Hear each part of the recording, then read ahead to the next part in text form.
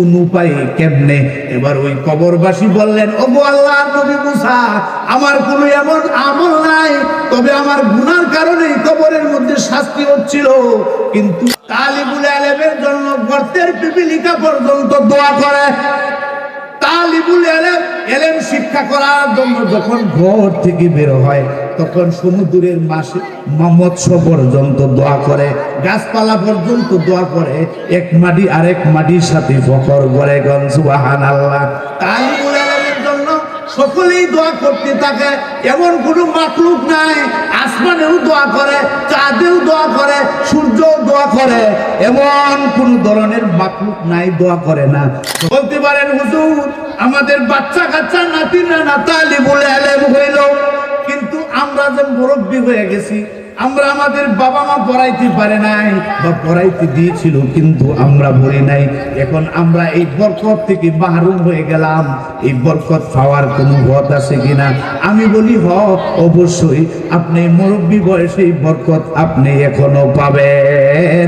আপনি যদি 3 দিনের জন্য জামাতে যান, আপনি যদি 40 দিনের জন্য সিল্লার মধ্যে যান, তাহলে এই বরকত আপনি পাইয়া যাবেন। সুবহানাল্লাহ। বিসমিল্লাহির রহমানির রহিম। ইয়া আইয়ুহাল্লাযীনা আমানু কু আনফুসাকুম ওয়া আহলিকুম নারা وقودها الناس والحجارة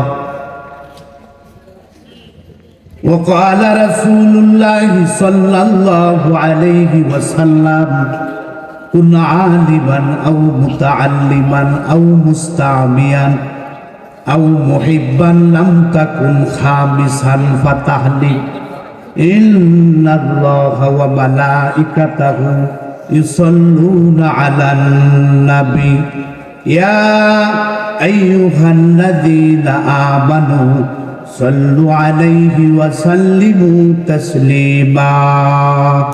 সকলেই মহব্বতে শরীফ জবান খুলে দুরূদ শরীফ পড়ি।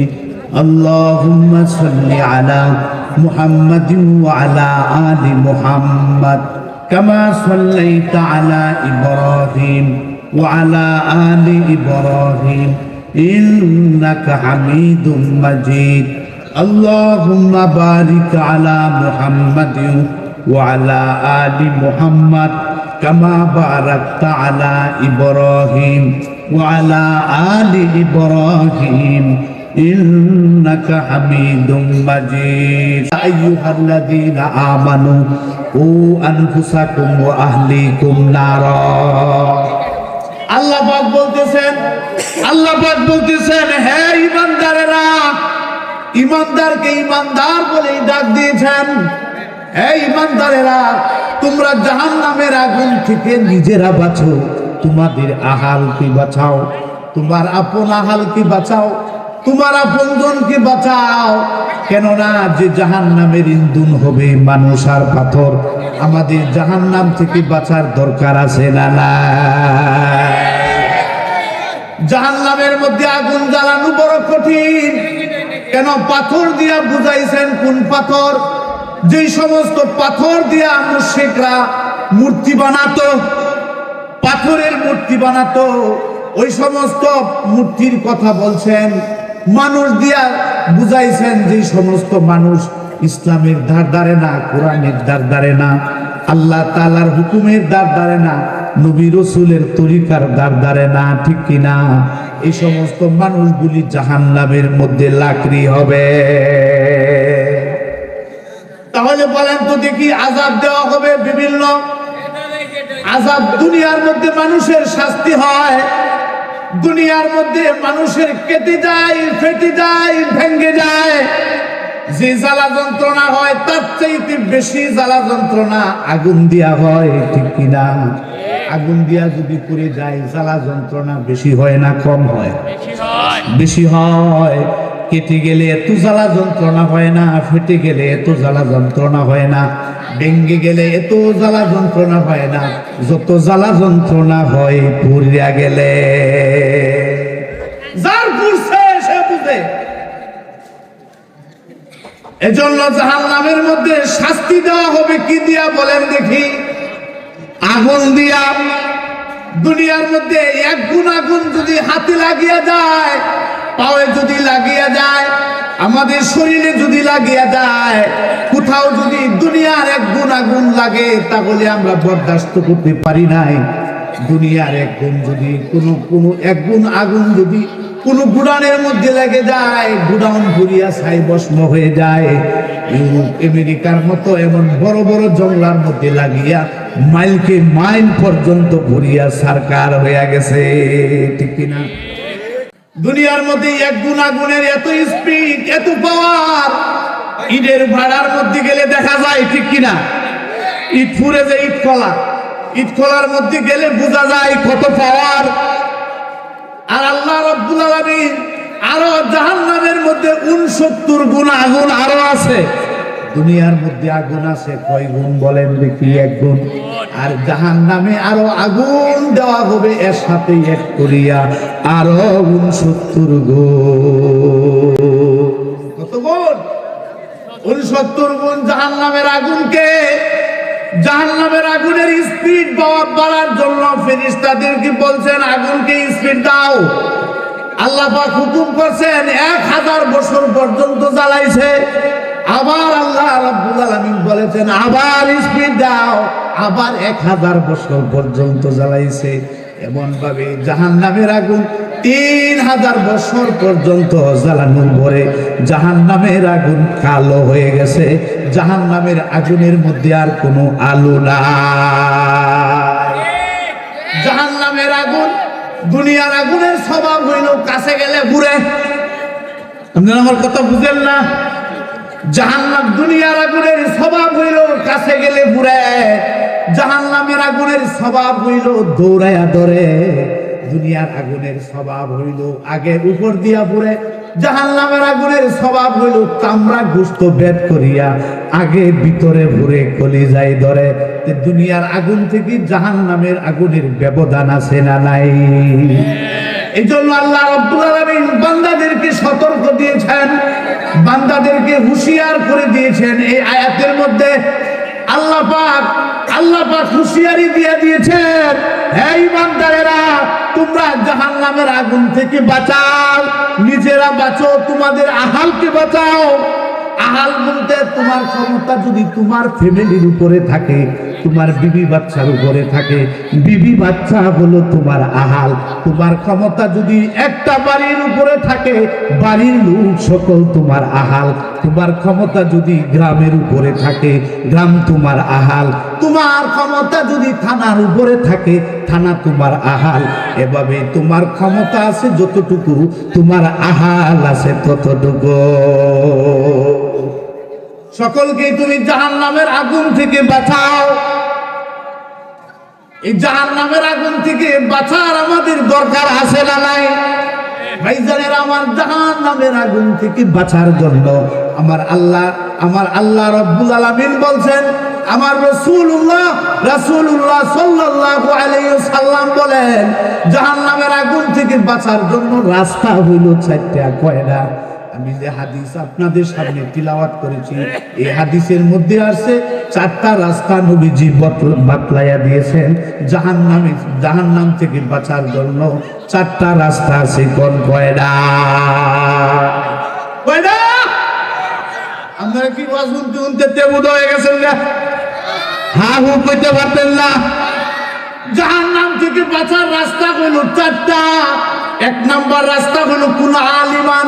নবীজি বলেন, তুমি যদি জাহান্নামের আগুন থেকে বাঁচতে চাও, তাহলে তোমরা আলেম হও। আলেম যদি না হতে পারো, আও মুতাআল্লিমান। জাহান্নামের আগুন থেকে বাঁচার 2য় নাম্বার রাস্তা হলো আলেমের ছাত্র হও। জাহান্নাম থেকে বাঁচার 3য় নাম্বার রাস্তা হলো আও মুস্তামিয়ান। আলেমদের কাছ থেকে শূন্য আমল করো। এই যে এখন আলেমদের কাছ থেকে শুনতেছেন, শূন্য আমল করবেন। জাহান্নামের আগুন থেকে বাঁচার 4 নাম্বার পথ হইল আও মুহিব্বান। আলেমদেরকে মহাব্বত করো। এই যে আলেমদেরকে ভালোবাসেন, আলেমদেরকে মহাব্বত করেন। আপনারা মহাব্বত করেন, ভালোবাসেন, বিদায় বসছেন। এমনও মানুষ আছে চিস্কারি মস্কারি করতেছে, হায় হায় শীতের মধ্যে কেমনে 12টা 1টা পর্যন্ত বসিয়া রইল। ঠিক কি না? তাহলে জাহান্নাম থেকে বাঁচার এক নাম্বার পথ হইল আলেম হতে হবে। আলেমের স্তর হইল তিনটা। একটা হইল উচ্চ স্তরের আলেম, বড় বড় আলেম। বড় বড় আলেম হওয়া সকলের জন্য সম্ভব না, সকলের জন্য সম্ভব না, সকলের ব্রেইনে কুলা না, সকলের ব্রেইনে ধরে না। তাহলে মধ্যস্তরের আলেম হও। মধ্যস্তরের আলেমও সকলেই হতে পারে না। তাহলে তোমরা প্রথম স্তরের আলেম হও। প্রথম স্তরের আলেম বলতে আমরা যেমন মাদ্রাসার মধ্যে ছাত্রদেরকে পড়ি, মাদ্রাসার মধ্যে পড়ে নুরানি কিন্ডারগার্টেন এই মাদ্রাসার মধ্যেও খোলা আছে, ঠিক কিনা? ঠিক কিনা? এই মাদ্রাসার মধ্যে নুরানি কিন্ডারগার্টেন খোলা আছে। এটা হলো প্রাথমিক পর্যায়ের এলেম। প্রাথমিক পর্যায়ের এলেম, এতটুকু এলেম যদি তোমার মধ্যে থাকে, যে এলেম দ্বারা নামাজ শুদ্ধ হয়, যে এলেম দ্বারা কলিমা কালাম জানা যায়, নামাজ রোজা ইবাদত বন্দেগী জানা যায়, যে এলেম দ্বারা তুমি ওযু জানতে পারবা, যে এলেম দ্বারা তুমি গোসল জানতে পারবা, গোসল কেমনে করতে হয়, ওযুর কতগুলি ফরজ, গোসলের কতগুলি ফরজ, তায়াম্মুমের কয়টা ফরজ, কোন কোন কারণে ওযু ভঙ্গ হয়ে যায়, কোন কোন কারণে নামাজ ভঙ্গ হয়ে যায়, এটা হলো প্রাথমিক পর্যায়ের এলেম, ঠিক কিনা? এতটুকু এলেম যদি তোমার মধ্যে থাকে, তাহলেও তুমি জাহান্নামের আগুন থেকে বাঁচতে পারবা। এতটুকু এলেমও যদি তোমার নাই, জাহান্নামের আগুন থেকে বাঁচার মতো তোমার কোনো শক্তি নাই। এতটুকু এলেম কি আমরা নিজেরা শিখবো কিনা? শিখবো না নিজেরা? এতটুকু এলেম আমাদের শিখতে হবে। এলেম শিক্ষা করার জন্য, কোন এলেম শিক্ষা করার জন্য তালিবুল ইলম যদি ঘর থেকে বের হয়ে যায়, তার জন্য আল্লাহ রাব্বুল আলামিনের রহমতের ফেরেশতারা নূরের পাখা নত করিয়া তাদেরকে সম্মান জানায়। তালিবুল ইলমের জন্য গর্তের পিপিলিকা পর্যন্ত দোয়া করে। তালিবুল ইলম এলেম শিক্ষা করার জন্য যখন ঘর থেকে বের হয়, তখন সমুদ্রের মৎস্য পর্যন্ত দোয়া করে, গাছপালা পর্যন্ত দোয়া করে, এক মাটি আরেক মাটির সাথে ফখর করে। সুবহানাল্লাহ। তালিবুল ইলমের জন্য সকলেই দোয়া করতে থাকে। এমন কোনো মাখলুক নাই, আসমানেও দোয়া করে, চাঁদেও দোয়া করে, সূর্যও দোয়া করে, এমন কোন ধরনের মাখলুক নাই দোয়া করে না। সমস্ত মাখলুকাতেই দোয়া করে। বলেন সুবহানাল্লাহ। তালিবুল ইলম আমাদের হওয়ার দরকার আছে না নাই? বলতে পারেন হুজুর, আমাদের বাচ্চা কাচ্চা নাতি না তালিবুল ইলম হইল, কিন্তু আমরা যে মুরব্বী হয়ে গেছি, আমরা আমাদের বাবা মা পড়াইতে পারে নাই বা পড়াইতে দিয়েছিল কিন্তু আমরা পড়ি নাই। এখন আমরা এই বরকত থেকে মাহরুম হয়ে গেলাম। এই বরকত পাওয়ার কোনো পথ আছে কিনা? আমি বলি অবশ্যই। আপনি মুরব্বী বয়সে এই বরকত আপনি এখনো পাবেন। আপনি যদি 3 দিনের জন্য জামাতে যান, আপনি যদি 40 দিনের জন্য সিল্লার মধ্যে যান, তাহলে এই বরকত আপনি পাইয়া যাবেন। সুবহানাল্লাহ। তালিবুল ইলমের জন্য সব মাখলুকাতের দোয়া করে কেন? তালিবুল ইলম যতদিন জিন্দা থাকবে, তালিবুল ইলম যতদিন থাকবে, যতদিন পর্যন্ত একজন আল্লাহ আল্লাহ বলনেওয়ালা দুনিয়ার মধ্যে থাকবে, ততদিন পর্যন্ত এই পৃথিবী ধ্বংস হবে না।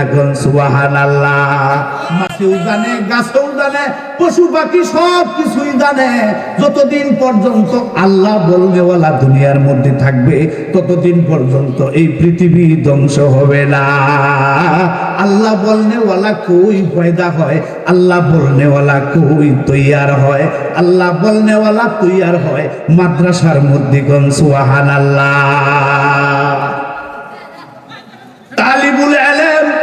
তালিবুল ইলম দুনিয়ার মধ্যে থাকলে দুনিয়া ধ্বংস হয় না। আল্লাহ বলনেওয়ালা থাকে, এই জন্য দুনিয়া ধ্বংস হয় না। তালিবুল ইলমের দ্বারা দুনিয়াতে শুধু উপকার না, আখিরাতেও আছে, কবরের মধ্যেও আছে, ঠিক কিনা? তালিবুল ইলম হওয়ার দ্বারা কবরের মধ্যে কি উপকার? বিশ্ববিখ্যাত তফসিরে কবিরের মধ্যে আল্লামা ইমাম ফখরুদ্দিন রাজি রাহমাতুল্লাহ আলাইহি উনি উনার তাফসীরের মধ্যেই ঘটনা আনছেন। হযরতে মূসা কালিমুল্লাহ আল্লাহর একজন নবী। বনি ইসরাইলের মধ্যে ৮০,০০০ নবী ছিল। বল সুবহানাল্লাহ। বনি ইসরাইলের বংশের মধ্যে কয় হাজার নবী আছেন? কয় হাজার? ৮০,০০০ নবী ছিল বনি ইসরাইলের বংশে। এই ৮০,০০০ নবীর মধ্যে মূসা কালিমুল্লাহ সব সেরা নবী ছিলেন। সুবহানাল্লাহ। মূসা আলাইহিস সালাম আল্লাহর সাথে দিদার করার জন্য তুর পর্বতের মধ্যে যাইতেছিল। রাস্তার কিনারেই দেখে নতুন একটা কবরের মধ্যে আযাব হচ্ছে। মূসা কালিমুল্লাহ একটা নজর দেখিয়া অবাক হয়ে গেলেন, কবরে এত আযাব হচ্ছে। উনি উনার কাজের মধ্যে চলে গেলেন। আল্লাহর সাথে দিদার করিয়া আবার যখন ফিরে আসার সময় দেখে কবরটার দিকে তাকায়া দেখে কবরে আর কোনো আযাব নাই। কবরটা জান্নাতের সাথে যোগাযোগ হয়ে গেছে। কবরবাসী আরামে ঘুমায়া রইছে। মূসা কালিমুল্লাহ ডেকে ডেকে বলে, এ আল্লাহর বান্দা, এ কবরবাসী, কিছুক্ষণ আগেই দেখলাম তোমার কবরের মধ্যে ভয়ঙ্কর আযাব হচ্ছে, এখন দেখি কোনো আযাব নাই। কারণটা কি? তুমি এমন কি করেছো যে আমলের কারণে তোমার এখন কবরের মধ্যে শান্তি হয়ে গেছে? কোন উপায়ে, কেমনে? এবার ওই কবরবাসী বললেন, ওগো আল্লাহর নবী মূসা, আমার কোনো এমন আমল নাই, তবে আমার গুনার কারণে কবরের মধ্যে শাস্তি হচ্ছিল। কিন্তু আমি যখন দুনিয়া থেকে চিরবিদায় হয়ে যায়, আমার স্ত্রী ছিল গর্ভবতী। আমার স্ত্রীর গর্ভের মধ্যে সন্তান ছিল। আমার স্ত্রীকে আমি বলে আসছিলাম, যদি আমার সন্তান ছেলে হোক আর মেয়ে হোক, আমার সন্তান ভূমিষ্ঠ হইলে, কথাবার্তা যখন বলতে পারে, পড়ার যোগ্য হইলে তুমি আল্লাহর কালাম শিখায়। এই কথা বলিয়া আসছি, আর আমার সন্তান আজকে পড়ার যোগ্য হয়েছে। আমার স্ত্রী উস্তাদজির কাছে যখন গেছে পড়ার জন্য, মাদ্রাসার প্রথম সবক হইল আউযু বিল্লাহি মিনাশ শাইতানির রাজিম বিসমিল্লাহির রহমানির রহিম। এটা হইল মাদ্রাসার প্রথম সবক, ঠিক কিনা? কোন সবক? এটা মাদ্রাসার প্রথম সবক। হুজুর, ওগো আল্লাহর নবী মূসা, এখন আমার সন্তানে যখন তার কচি কণ্ঠে কচি মুখে আউযু বিল্লাহ বলিয়া বিসমিল্লাহির রহমানির রহিম উস্তাদজির লোকে যখন তেলাওয়াত করেছে, উস্তাদজির সাথে তেলাওয়াত করার সাথে সাথে আল্লাহ রাব্বুল আলামিন আমার কবরের আযাব বন্ধ করে দিয়েছে। ফেরেশতাদেরকে বললেন, আযাব আর দিও না। যার সন্তানে কচি কণ্ঠে কচি মুখে আমাকে রহমান বলতেছে, আমাকে রহিম বলতেছে, আমি যদি তার কবরের মধ্যে আযাব দেই, কবরের মধ্যে আযাব যদি দেই, তাহলে আমার রহমান নামের মর্যাদা থাকে কোথায়? আমার বান্দার কবরের মধ্যে শান্তি দিয়ে দাও, জান্নাতের সাথে যোগাযোগ করে দাও। আফরিসুল ভরসা, পরশের বিছানা জান্নাতের বিছনা বিছায়া দাও। মান কারা আল কুরআনা ফাস্তাযহারাহু ওয়া আহাল্লা হালালাহু ওয়া হারামা হারামাহু আদখালাহুল্লাহুল জান্নাহ ওয়া শাফাহু আশারাতিন মিন আহলি বাইতিহি কুল্লুহুম কাদ ওয়াজাবাত লাহুল নার। যারা আল্লাহর কালাম পড়বে, আল্লাহর কালামকে হেফজ করবে, আল্লাহর কালামের হালালকে হালাল জানিয়া মানবে, হারামকে হারাম জানিয়া বর্জন করবে, হারাম করবে না, ওই ব্যক্তিকে আদখালাহুল্লাহুল জান্নাহ, তাকে জান্নাত দিবে। সুবহানাল্লাহ। সেই জান্নাত পাবে, এখানে শেষ নাই। ওয়া শাফাহু আশারাতিন মিন আহলি বাইতিহি কুল্লুহুম কাদ ওয়াজাবাত লাহুল নার। তাহার বংশের এমন 10 জন ব্যক্তি যাদের জন্য জাহান্নাম অবধারিত হয়ে গেছে, জাহান্নাম ওয়াজিব হয়ে গেছে, এমন বাবা মা, দাদা দাদি, নানা নানি, শ্বশুর শাশুড়ি, এমন 10 জন ব্যক্তিকে সুপারিশ করিয়া জান্নাতে নিয়ে যাবে। তাহলে মাদ্রাসার দরকার আছে না নাই? মাদ্রাসা পড়ানোর দরকার আছে না নাই? মাদ্রাসা পড়ানোর দ্বারা হাসরের ময়দানে উপকার আছে না নাই? কবরের মধ্যে উপকার আছে না নাই? দুনিয়ার মধ্যে উপকার আছে না নাই? এবার আসেন দ্বিতীয় নাম্বার, জাহান্নাম থেকে বাঁচার দ্বিতীয় নাম্বার রাস্তা হলো, তৃতীয় নাম্বার রাস্তা হলো আবু মুস্তামিয়ান, আলেমদের কাছ থেকে শুইনা আমল করো। বলেন সুবহানাল্লাহ। আলেমদের কাছ থেকে